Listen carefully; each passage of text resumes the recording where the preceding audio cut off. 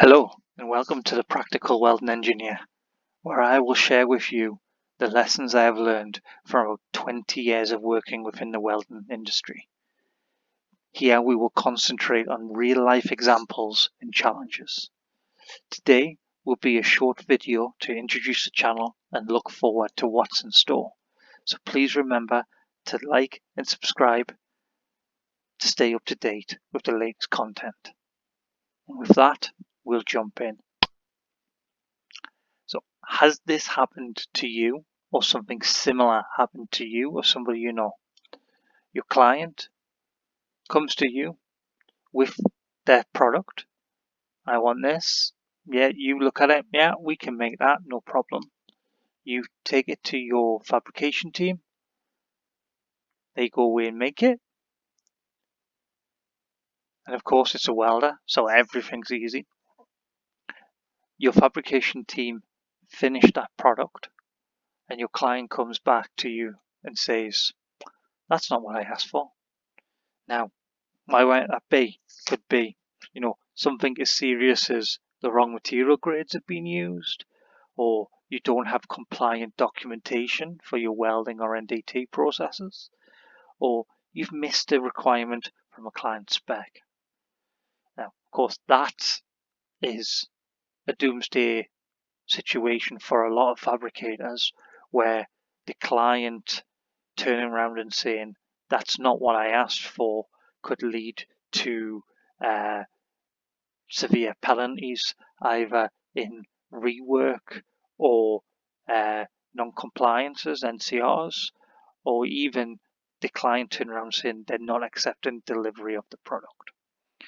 So before we get there, how do we look at what we can do as welding engineers to stop that from happening? Well, there's a few fairly simple things we can start to address. So first off, we need to understand our baseline specifications. Now, wherever in the world you are currently sitting, this could be an ASME or an AWS or an ISO specification. Do you fully understand what those specifications require? Because some of them are fairly convoluted. They have you jump around from clause to clause, and a lot of the time those small clauses will trip you up. On top of the complexity of the baseline spec, we also have a client or contract requirements. So these are documents which amend our baseline specification in weird and wonderful ways. Some make sense, some don't. Especially with client specifications, they tend to be driven by a lessons learned from the last set of projects, which may not fully apply to you, but you end up carrying on the new set of requirements, which may be very different from what you're used to working with and are very different from what the baseline specifications require. We also have the client expectation. So here's my spec. I know what I've written, but it's not exactly what I want. Is a kind of way of looking at how client expectations and client specifications go hand in hand. This understanding the client expectation, of course, is going to come from working with them, understanding really what they want, not what they're saying they want, and trying to build that into your process, or making sure your client is fully on board with your NDT process or your welding process, so that they don't ask questions. They're confident, they're happy, and they're going to let you do what you feel you need to do. So with them three, we can start to build documentation, which should get you through a project. But encompassing all of that is, what is the capability of you or the company you work for? Do you have the right machines? Do you have the right amount of manpower? Do you have the right amount of technical experience to deal with these things? If not, where can you go? How do you make sure? How do you cross-check to make sure that when that job is finished, the client will not reject it? So of course, it's important to understand requirements so we can fully understand what our client wants, make sure that we are meeting what is required. We're going to reduce the risk of wasting time or money, which in today's sort of environment is something we definitely want to be keeping away from. We want to improve the relationships with our clients. In my experience, I've had a lot of projects where client and contractor relationships have become strained, very much driven by client expectations of how a process will happen. Like I said, if we can manage that, if we can steer that in a good direction, we should be able to increase the revenue we make from a single job, but also extend that across into new work, new projects. And if we understand what the requirement is, we can forecast potential problems. Let's be honest, if you review a tender package, you might look at it and go, option 1 or requirement 1 is not something I can do right now. I may still want to tender for the project while working on that problem as we go through. So when we hit the actual need, we know it's coming. So by understanding that, we can make a few simple changes and we can change that initial view we looked at. So now the client comes to you. I want my product. Your question is going to be, what's your requirements? How do we deal with you so that our process is going to meet exactly what you want? You can then go to your fabrication team with your requirements, with your agreed positions in full confidence that it is in line with your process. Your fabrication team can go off.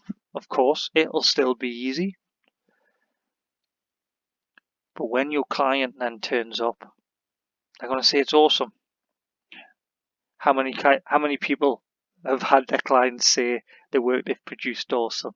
So let's be honest. It's going to be, yeah, that's okay. But as long as you get through your project with the minimum amount of NCRs, the maximum amount of efficiency, that's a very good outcome. So, in order to make what we've just said a reality, this channel is going to try and help you through quite a few different topics. Okay, so we will look at welding procedures. Of course, this is going to be a thing which can be very different depending on which specification you're working to, but there's the core details which are the same for all processes. Of course, we'll look at some welding processes and how we can select the best processes and welding procedures together to make sure we meet a requirement. We'll touch on mechanical testing. Mechanical testing as a technology, but also how we can manage our mechanical testing subcontractors in order to make the best out of our process. And the joint designs, how they're going to affect our processes, how we can make sure we are producing the best we can. And of course, welder qualifications. But also, side by side with documentation, we also want to be looking at how we're going to manage our processes, because this is where we're going to get the best out of what we can do for you and your employer, as well as you, your employer, with your client. So we look at performance tracking.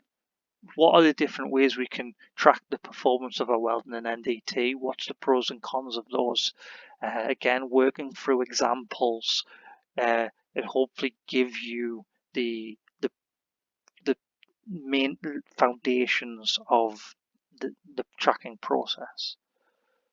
FMECAs. How can we use FMECAs to back up that performance tracking and help you with the forecasting of potential issues and dealing with issues in a better way when they occur? Of course, from that, we'll touch upon risk management. What's risky in our process? How can we reduce things to the lowest risk for you, particularly as the engineer, but also for the whole process in general? How we then manage and select our suppliers, as well as once we've got all of that in place, how we audit your process so that you can show that you are compliant no matter who turns up at your door. So with that, I'll end that video here, and I hope to see you in the future as we start to cover these topics in a bit more detail. And if you have anything that you feel would be good to cover, drop it in the comments below, and we'll see how we can build that in either within these set topics we're going to look at, or we can always produce a new video. So with that, thank you very much, and I'll see you next time.